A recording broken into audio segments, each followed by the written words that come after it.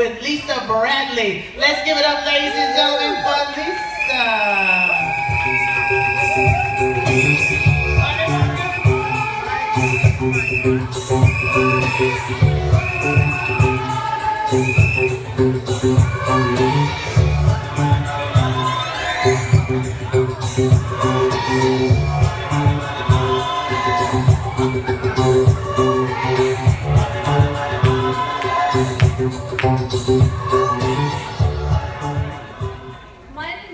Money, that is my song. I tried to dance, but I have no rhythm. If you've ever met a black girl that has no rhythm, you just met her today. And nothing else. Guys, as she said, I'm going to talk to you about living in your money truth. But before I can do that, I have to tell you why I can talk to you about living in your money truth. What justifies me and gives me the ability to do that. Because my undergraduate degree is English education. My master's degree is special education. So, why am I talking about money? Well, because I've been broke as hell for a very long time. So, I have to talk about it. I have to educate myself on money. But before I move into the truth, I would first of all, as everyone else has done, thank Cheryl, because she's always sending me text messages, love you sis, thinking about you sis, and the fact that people just honor her now, I want to thank her for always encouraging me. I mean, how many people ever gotten just that text from Cheryl and it's like she doesn't even know it's on time, or right at that point, it's really weird. So thank you, Cheryl, for being amazing all the time. The second person that I want to honor is my husband, who's sitting right here, Steve Bradley. Because guys, there is no truth without, as I said, I wasn't going to bring this up. There is no truth in my life without this man by my side. There is no truth. We talk about collaboration. We talk about working together. Well, if you're not working together with the man or woman or partner or whoever's in your life, then you're never going to have financial success. And that is the truth. Okay?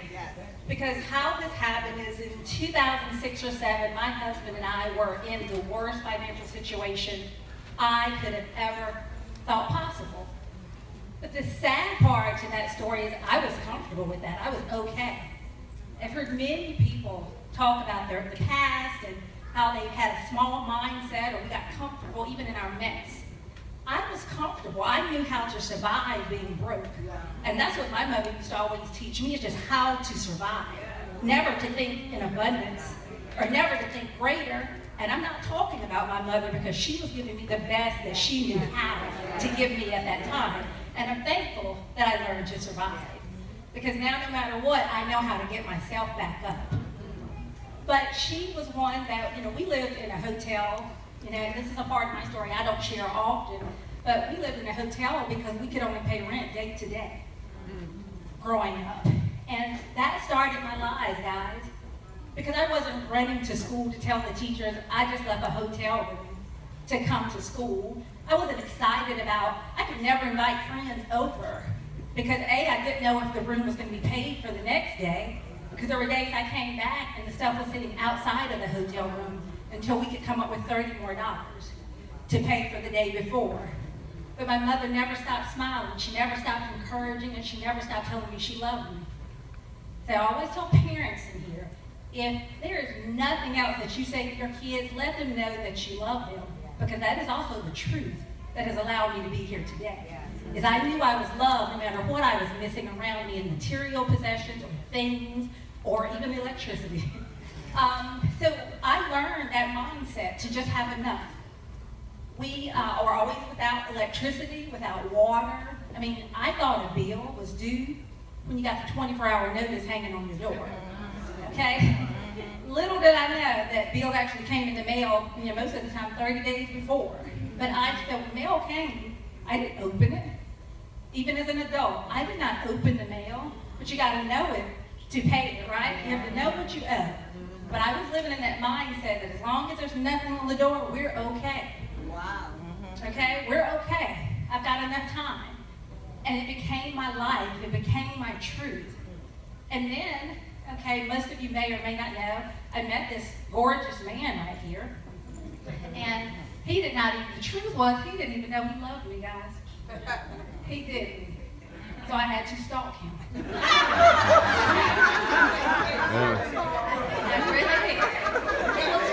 had stalked him.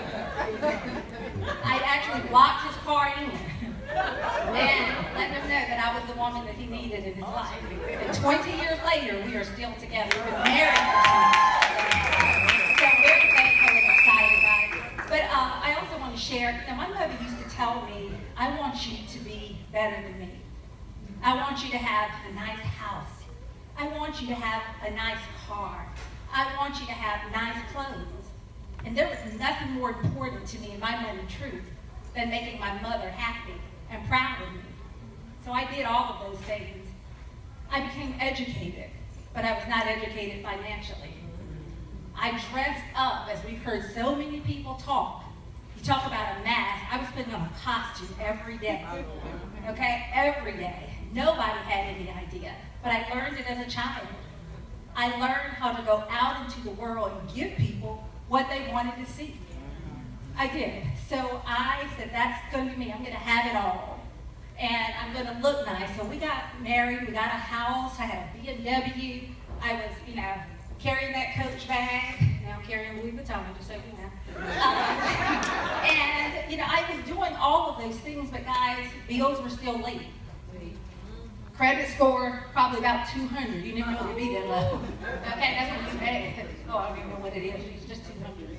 Okay, it was bad. And, everything was really, really bad. But my husband trusted me to take care of the money. So I even learned to hide it from the man that was married to me at that time for about 10 years. Had no idea what was going on. So when the lights got turned off the first time in our marriage, he was discouraged. I knew what to do. I knew how to survive. I said, boy, get some candles, get that water in that buckets before we got 2 more hours before all the water is gone. I knew what to do. And I was comfortable in that mess. And he was looking like, get some water. Yes, it'll get hot. It's going to be hot in 2 more hours. Hurry up. I knew what to do. I knew where to place the candles, what to put, get a plate, put that candle on a plate, light it. Don't need no candle holder. Stop playing. I love to make you do some crazy things and you running and getting the candles. Okay, so he got, we did it. We survived. But guys, the day came when he said, I can't take this lie anymore. I can't, Lisa. And I don't even know how to teach you to live a better money truth. And he was done. When he pushed that garage and it didn't open, I said, let me get out and pour that up for you. No, we didn't have no electricity. I knew it was on. Give me 5 minutes. I'll get that bill up. I was surviving, but he was done. He was done. Okay, no problem. I'm going to set this thing down. I don't need it for that one slide. So I, did what everybody does. Everyone who has a problem, who do we turn to? We turn to Oprah. We turn to Oprah. I wrote a letter into the show because he, again, was done. And I had stalked this man. I could not let a man go that I had stalked. And guess what? It was going to mess up my life too, right? Because according to everybody, we were the perfect, beautiful family. So it was going to mess up my life. That was the other thing that I never even said to him, maybe until today. So you were part of my life show. So yes, I had to figure out what to do. And lo and behold, they called. Again, those English skills. Remember my first thing, I have a degree in English. I'm a good writer. Got that phone call from Oprah, and we're doing the Debt Diet show. We'd love to have you guys come on and work your way out of debt on TV. Yes! We're going to see Oprah! We're not going to see Oprah and tell America we broke. I said, well, that was Oprah. I don't care if she wants me to come on there and tell you that I stripped for money. We gone. I did not even, it wasn't even dawning on me or registering with me that I was about to really expose my truth at a level that I never thought possible. Caught up in that doggone Oprah. Okay? So when we got there, guys, and we started the process, the hardest part was getting to my money truth. There was nothing, and I tell you this from my experience to you, there is nothing that you can do with your money if your mind is not right. If your commitment is not right. If your spirit is not right. You've got to peel back the layers and understand your money foundation, your financial DNA in order to change anything. about yourself, and that's what that did. And we are all shame. We all live in shame about money. We never want to tell the truth about money. We will talk about infidelity. We will talk about alcoholism. We will talk about drug use. We will talk about anything before we share with someone that we are financially struggling or broke or need help just for a minute. And if you know like I know, one paycheck can set you back for the rest of your life. One financial mistake can set you back months and years, and you never get it. And we need to change that. We've got to get out of that. But you got to understand, where did your financial mindset come from? And what can you do to change that? That is the truth that you have to get to before you can change anything in the bank account. Ironically, my husband and I started a new church a few weeks ago, and the sermon last week was, what is haunting your heart? And it talked about how most of us walk around here, we're talking about God and faith, and I've heard it so many times today, and I'm a believer. I do believe in God and the power and what He can do. But the pastor talked about how is it that we live with the Holy Ghost within us, but we're also holding on to all the ghosts from our past. Wow, that's a good one. And that was a deep, deep sermon for me. Because guys, I may be doing better financially, but I'm still dealing with some truth. You never fully heal from the things that you carry into your adult life. As much as we can try to grow beyond them, let them go, think big, we need to do that. But we're always carrying that little girl or that little boy within us every day that we do. And again, we talk about shame with money. I had so much shame behind money, it was crazy. But can you imagine going national, telling everyone that you were having financial problems? Still had no idea. I was just happy to be sitting beside Ocean. I'm broke. I don't have money. Our lights are off today, yes. You know. I was just as thrilled. But that was an opportunity for me to have an out-of-body experience. Because when I got home and saw myself on TV, I said, who is that fool? What in the world? They get on TV and tell their business. My husband said, we did. I told you it was a mistake. But before we got back on board, they called us and said, like 10,000 people had downloaded the Debt Diet contract within minutes, and they decided to do a year-long series of the show.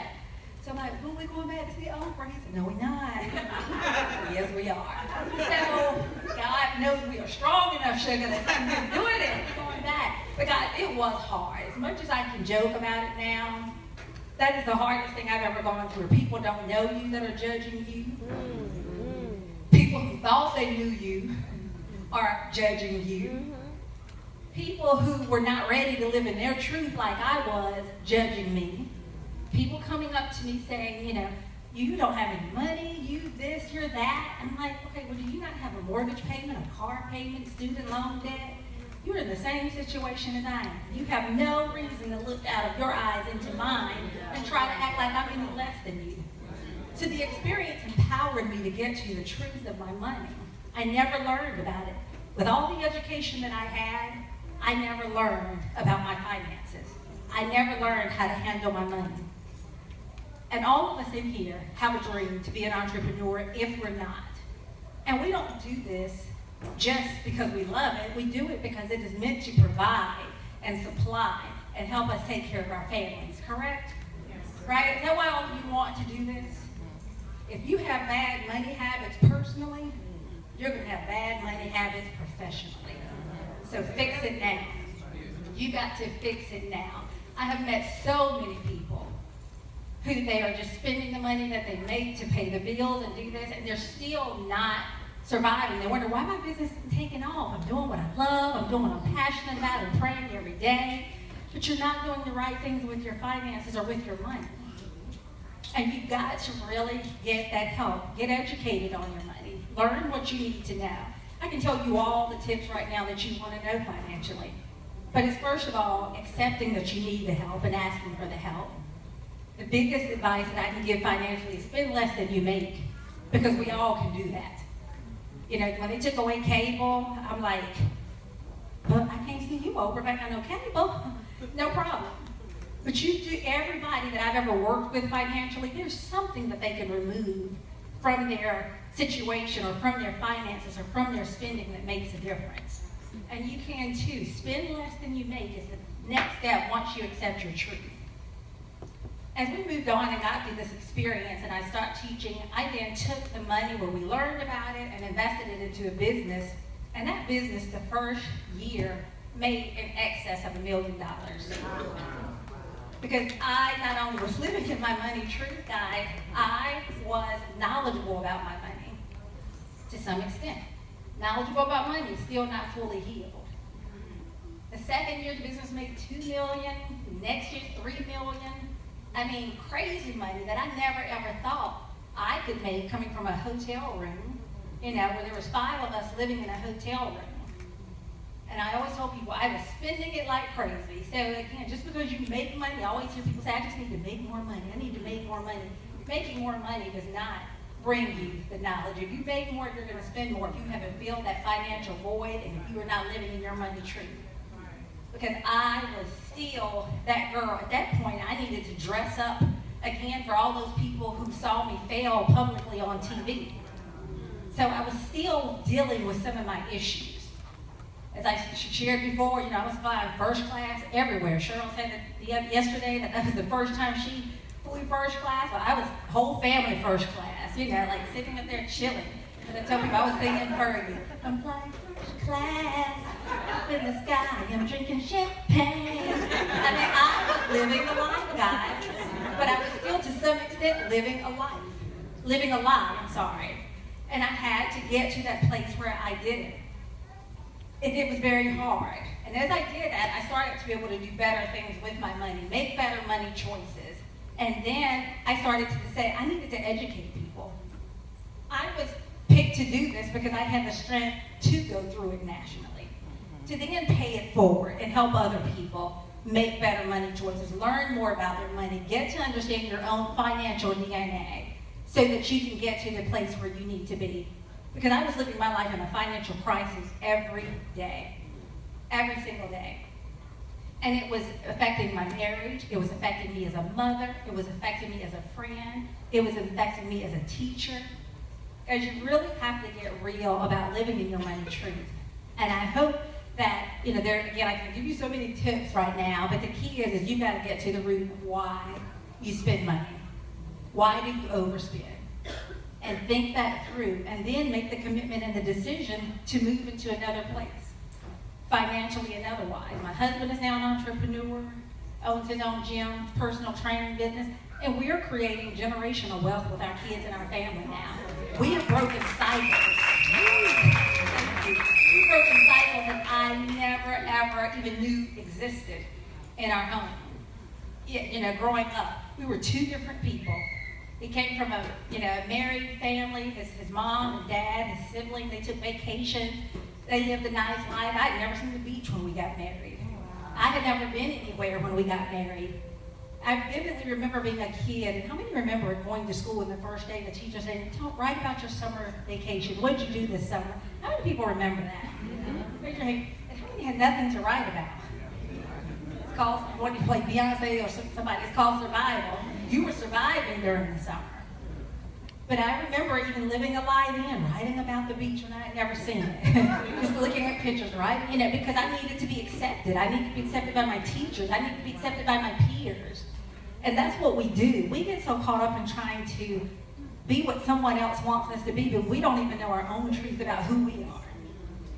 And as Mrs. Shaw said, you've got to love yourself first. And that's a big part of loving yourself, is getting to your money truth so that you can create the financial life that you desire, that you deserve, and that you want for yourself and for your family. And guys, I'm actually giving away, I don't know how much time I have left. Oh, good. Okay, and I'm actually giving away a free audio, a 2-part audio. I am working on a book that will be done this month called No More Money Stress. The business that I started was called A United Community, which was a mental health substance abuse company. So I even got so deep into understanding just the stress that people carry behind money. I mean, we lose sleep at night.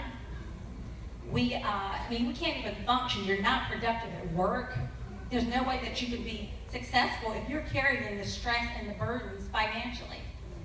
And I'm looking around, everybody's sitting there like, I don't know what to think, I don't know what to do. But it's something, when you really start peeling back those layers to get to it, And what I'm here telling you is ways that you can deal with your financial stress.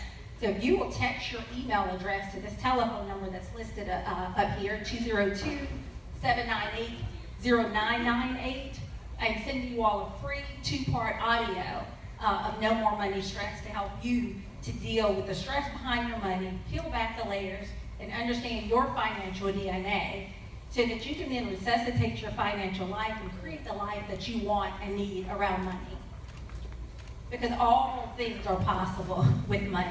Money is usually just a symptom. When we talk about stress, money, most of us say money's the problem. Money's a symptom. Money's never the problem. It's a symptom of inadequacy. It's a symptom of insecurity. It's a symptom of I'm not enough. That's what money is.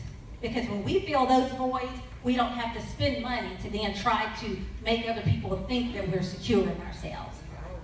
We don't have to spend money to make people think that I'm more than enough. You can walk out in Steve Madden just like you can Louis Vuitton.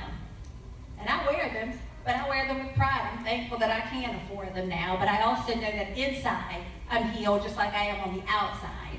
Yeah. So I'm wearing strong armor in just as I am on the outside. So guys, you really have to think about what is your money truth so that you can create and live the life that you want to live. And normally I'm dropping jokes and being funny, but I don't know why I'm not today. But yeah, I do, if there's some time, can I take some questions? I'd love to take some questions for you because I love serving, not just talking to people. I'm an educator. Educators don't communicate, educators engage and talk to each other. So 2 questions that we can take, or I can take.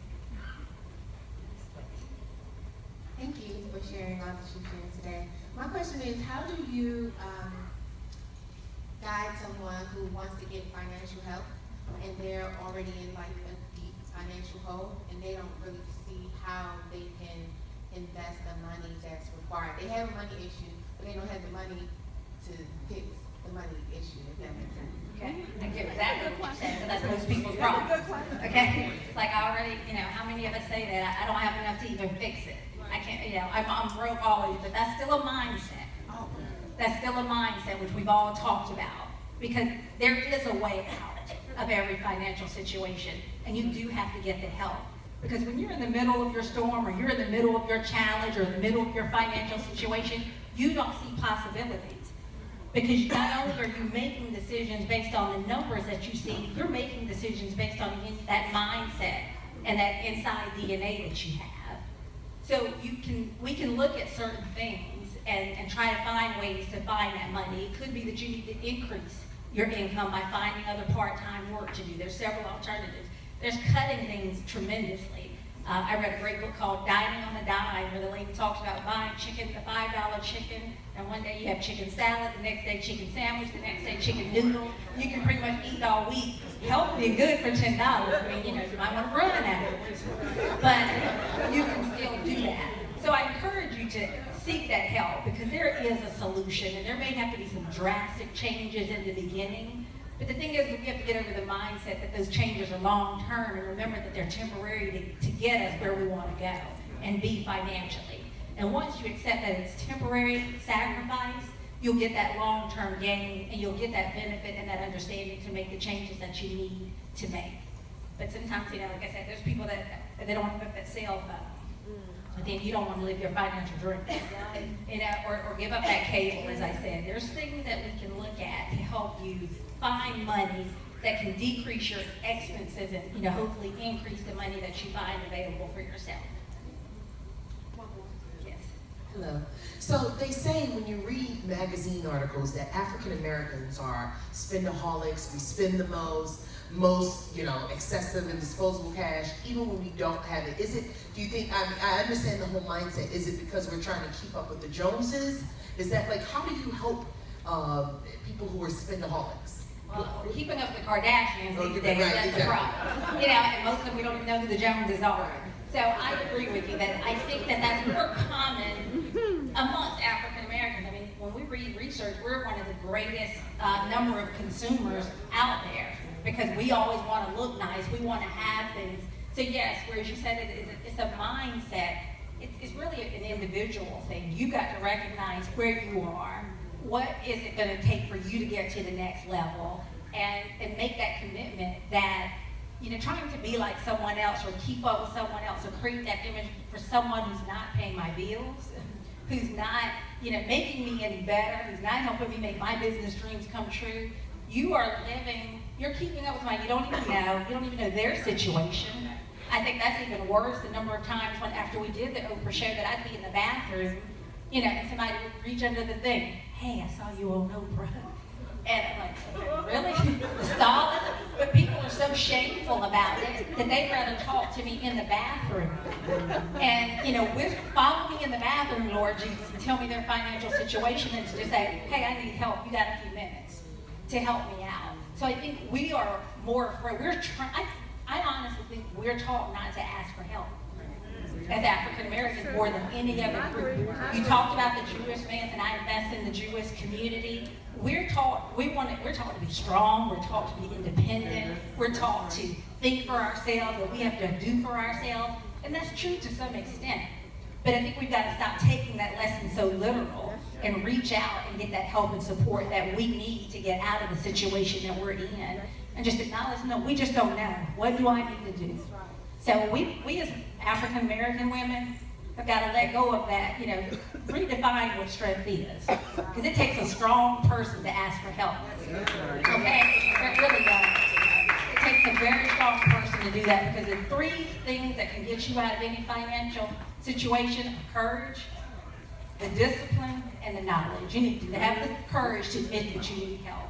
You need to have the knowledge so that you'll know what to do, and then you need to have the discipline to reach the success that you set to attain financially. So guys, if you have that, like my time is up. So if you do have any further questions, or you need any information, please text to that number. I'll get your email address and can reach out to you. My email address is lsbradley@me.com. I respond to everything myself because, again, I need somebody to help me. And you can find me on Facebook. I give out tips I try to post 3 or 4 times a day. People probably think I don't have a job because of that. But it's Lisa Bradley, your money friend, because that's what I am. I'm not your expert. I'm not your I'm your friend. I want to help you get through this situation. If that's what it takes, I'm here. Okay? Thank you for your time.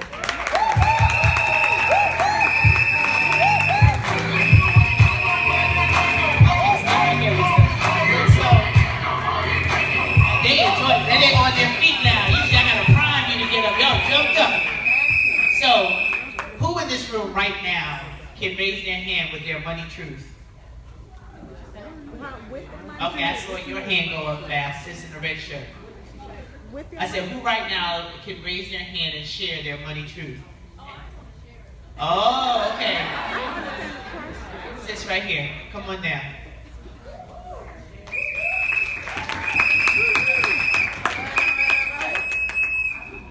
So my money truth is I grew up middle class. My father was an engineer. My mom was at home. My mom was a spendaholic. My dad took care of the family, and so I learned my mom's money patterns of excessively using credit cards. I'm only $10,000 in debt, but I don't know how to stop using them because I pay them down and then I run them back up. I also have an abundance mentality. And so I'm living in cognitive dissonance because I know that I have everything that I need inside of me. And money shows up for me like that. I've been a manifester since I was a little girl. I made a lot of money when I was younger, but then somewhere along the way I stopped learning how to manifest money. And then I moved out here. I decided in 3 months that I'm going to move to DC. I came out here from California. I'm sorry. I'm Ariel. I'm the founder of Fabulous and Zen. And I am a transformational life coach, and I do that by healing women in intimate retreats. And I will have retreat centers all over the world. And so in order to do that, I need to clean up my mindset because I have some commercial real estate to invest in so that I can have my retreat centers all over the globe. Thank you, Ariel, for sharing your truth. Here's a gift for you. And I hope you emailed Lisa. Let's give them both a round of applause. You're welcome.